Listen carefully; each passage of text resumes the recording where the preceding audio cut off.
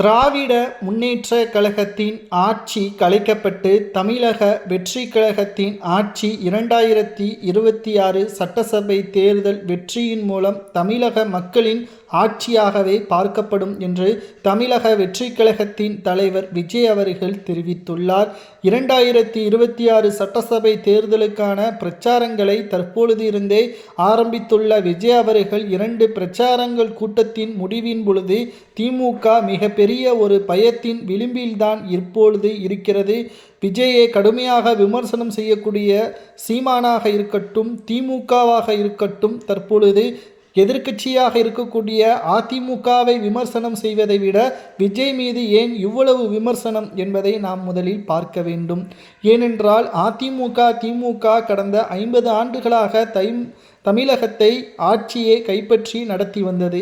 ஆனால் தற்பொழுது விஜய் அவர்களது அரசியல் பயணம், மக்களின் வரவேற்பு திமுகவிற்கு மிகப்பெரிய ஒரு அச்சத்தையும், ஆட்சியை இழக்கும் பட்சத்தில் எதிர்க்கட்சி அந்தஸ்து கூட திமுகவிற்கு கிடைக்காது.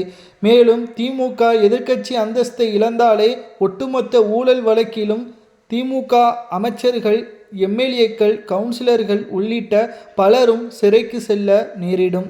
இதனால்தான் எப்படியாவது விஜயை தாக்குப்பிடிக்க முடியாத அளவிற்கு அவருக்கு நெருக்கடியை கொடுக்கும் வேண்டும் என்பதற்காக சீமானிடம் பணத்தை கொடுத்து அவர் மீது முழுமையான பிரச்சாரங்கள் மூலமாக அவர் மீது தவறான பரப்புரைகளை மேற்கொள்வதற்கு சீமானுக்கு பணத்தை கொடுத்து சீமானும் இதற்கு முன்பு திமுகவையும் அதிமுகவையும் விமர்சனம் செய்து வந்தார்.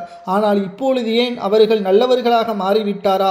விஜய் அவர்கள் அரசியலுக்கு வருவதற்கு முன்பாக எனது தம்பி என்று கூறி வந்த சீமான் அவர்கள் தற்பொழுது அரசியலில் மக்களின் ஆதரவு இதுவரை அல்லாத எம்ஜிஆருக்கு பிறகு விஜய்க்கு வந்திருக்கிறது என்றால் அது உண்மையான அன்பின் மூலமாக வந்திருக்கிறது என்பதை தான் நம்மால் பார்க்க முடிகிறது.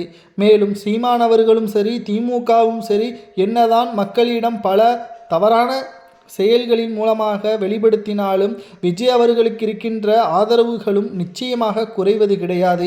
மக்களே, தமிழக வெற்றிக் கழகத்தின் தொண்டர்கள் எந்த தொகுதியில் அதிகமாக இருக்கிறார்கள் என்பதை மறக்காம கமெண்ட் வாயிலாக கூறுங்கள்.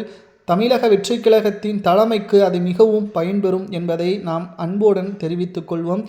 திமுகவின் ஆட்சி கலைக்கப்பட்டு தமிழக வெற்றிக் கழகத்தின் ஆட்சி நிலைநாட்டப்பட்டால் அந்த துறை சார்ந்த அமைச்சர்கள் படிப்பிலும் அறிவிலும் சிறந்தவர்களாகவும் ஊழல் இல்லாத ஆட்சியை ஓராண்டில் தமிழக மக்கள் மூலமாக தெரியப்படுத்தும் விதமாக விஜய் அவர்களது ஆட்சி அமையும். இது வெட்டி பேச்சோ அல்லது வீரவசனமோ கிடையாது. நிச்சயமாக இது நடக்கும். ஒரு முறை வாய்ப்பு வழங்க வேண்டும் என்று ஒட்டுமொத்த மக்களும் தற்போது